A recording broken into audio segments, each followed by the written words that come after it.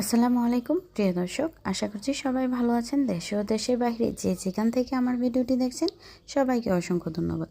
একটি লাইক দিয়ে পুরো ভিডিওটির সাথেই থাকবেন আশা করছি। আজকে আমি আপনাদেরকে ভুনা খিচুড়ি রান্না করে দেখিয়ে দেব। চলুন তাহলে দেখে নেন আমি কিভাবে ভুনা খিচুড়িটা রান্না করে নিয়েছি। আমি এখানে 1.5 কেজি পরিমাণে গরু মাংস নিয়ে নিয়েছি, আর এর মধ্যে দিয়ে দিচ্ছি পেঁয়াজ কুচি।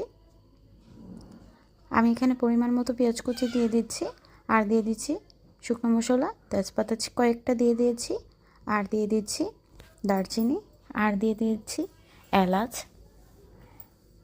আর দিয়ে দিচ্ছি লবঙ্গ।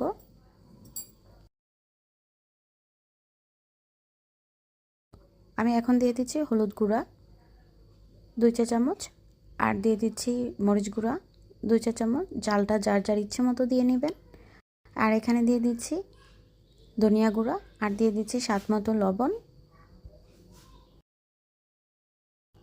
আর এখন আদা বাটা দিয়ে দিচ্ছি, এখানে 2 চামচ পরিমাণে আদা বাটা দেব। আপনারা কমিয়ে বাড়িয়ে দিতে পারেন, যে যেমন রান্না করবেন ওই অনুযায়ী মশলা দিয়ে নেবেন।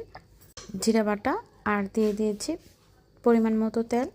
এখন দিয়ে ভালো করে মাংসের সাথে মিশিয়ে নিচ্ছি মশলাগুলো।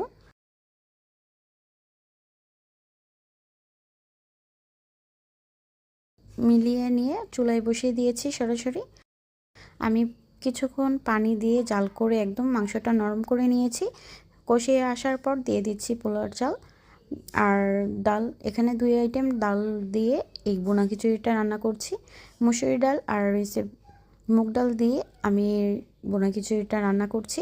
আর এখানে পরিমাণ মতো পানি দিয়েছি খিচুড়ির জন্য। আমি যেহেতু এখানে ভুনা খিচুড়ি করছি, ঝরঝরা থাকবে, বেশি একটা নরম করব না। তো এখন ঢাকনা দিয়ে ভালো করে রান্নাটা করে নেব। ঢাকনাটা তুলে একটু নেড়ে চেড়ে দিচ্ছি যতক্ষণ পানিটা শুকিয়ে না আসবে ততক্ষণ পর্যন্ত চুলার জালটা হাই হিটে দিয়ে জাল করে নেব।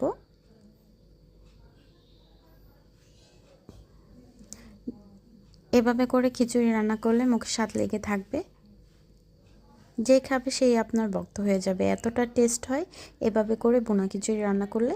দেখতেই পাচ্ছেন প্রিয় দর্শক, আমি কিন্তু নিচেরগুলো উপরে উঠিয়ে দিচ্ছি নেড়ে চেড়ে। দেখতে পাচ্ছেন পানিটা প্রায় শুকিয়ে আসছে। যারা এখন পর্যন্ত আমার ভিডিওটি দেখছেন সবাইকে অসংখ্য ধন্যবাদ। যারা আমার ভিডিওটি নতুন দেখছেন চ্যানেলটি সাবস্ক্রাইব করে পাশেই থেকে যাবেন। আর দেখতেই পাচ্ছেন কথা বলতে বলতে আমার প্রায়ই খিচুড়ি পানিটা প্রায় শুকিয়ে যাচ্ছে। আমি যখন আর একটু শুকিয়ে যাবে চুলার জালটা অফ করে দেব, আর ঢাকনা দিয়ে ঢেকে দেব, আর কয়েকটা কাঁচামরিচ দিয়ে দিচ্ছি।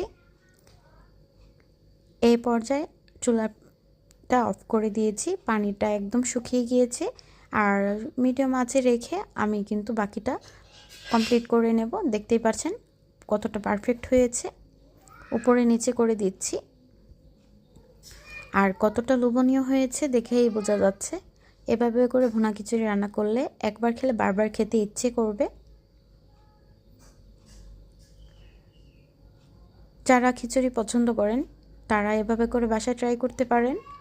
কতটা টেস্ট হয়, এটা ভিন্ন স্বাদে খিচুড়ির রেসিপি আপনাদের সাথে শেয়ার করেছি। তো দেখতেই পাচ্ছেন প্রিয় দর্শক, একদম পারফেক্ট হয়ে গিয়েছে। এখন আমি পরিবেশন করে দেখিয়ে দেব। আর কতটা লোভনীয় হয়েছে দেখেই বোঝা যাচ্ছে। এইভাবে করে খিচুড়ির টেস্টটা অনেক বেশি লাগে, তো বাসায় একবার হলো ট্রাই করে দেখবেন।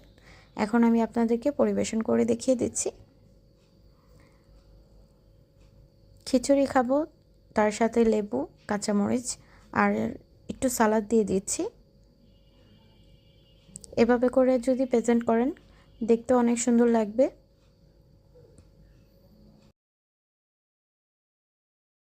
তো দেখতে পাচ্ছেন কতটা ঝরঝরে, কতটা পারফেক্ট হয়েছে ভুনা খিচুড়ি, আর এতটা লোভনীয় হয়েছে, অনেক টেস্ট লেগেছে খেতে।